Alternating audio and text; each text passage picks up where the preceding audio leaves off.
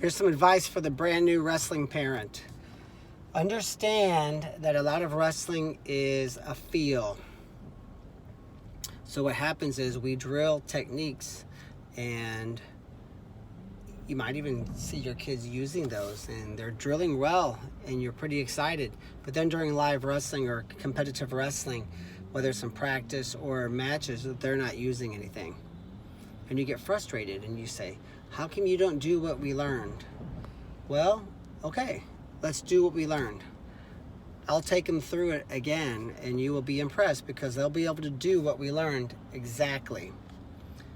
But no, you want them to do what they learned in live competition. That's a different ball game, right? So in a lot of skill sports, let's say diving or gymnastics, there's no one fighting you, right? There's no one hitting you in the back of the head before your Olympic dive. There's no one, when you're shooting a free throw, no one's moving the target on you. No one's moving the goal. Well, when I wrestle, the guy moves, right? Someone grabbed my wrist right before I shot. So what I'm saying is, hitting it in live competition is a completely different ball game. So don't get frustrated because it's going to take some time, and I mean a lot of time. And then once they hit it in live competition, guess what? Now they have to hit it against the state champion. Oh, we're starting all over with the frustration now, right? Well, don't. Just be patient, right? Keep drilling. Then it's very tough to do in kids wrestling, but if you can drill and have your partner resist about 75%, 90%, now it's called combative drilling. Now I'm drilling and it's sort of in a competitive situation.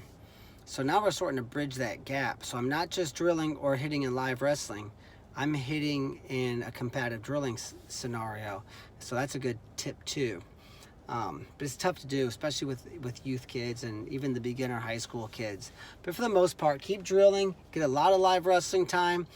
Don't always grab the best partners, grab some easy partners, and before you know it, within, a season, maybe 2 years, you shouldn't even be recognizable after one season if you're on the mat 2, 3, 4 days a week, getting a lot of matches. And mostly, don't just grab the best kids in the room. They're very hard to score on because you don't have the feel yet. So grab the easy kids and let their confidence start skyrocketing a little bit. So we like to grab 3 partners in our academy and our camps.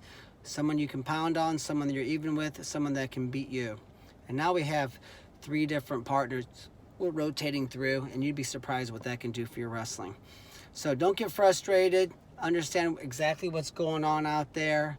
It's going to take a lot of drill time, and then hitting during live practice goes, and before you know it, you'll start to see it, kids winning with more than just the scrapping aspect of the sport.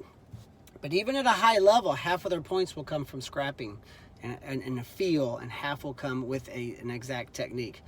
But in the beginning stages, they're not going to be able to use the techniques that they know unless they have the feel first.